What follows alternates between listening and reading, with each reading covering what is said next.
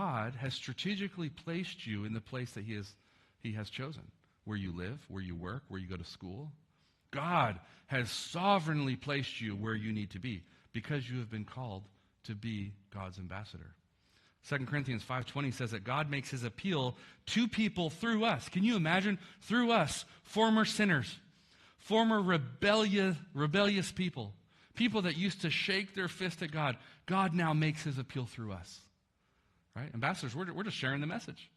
We're just telling them about this good and gracious and kind king who extends mercy even to the worst of sinners. And we can testify to that because I can say, I once was far from God, but God's mercy brought me close to him. So this week, you won't encounter anyone that is outside of God's mercy. So I get it. It might seem like people are far from God. Maybe they're the least deserving according to what you think.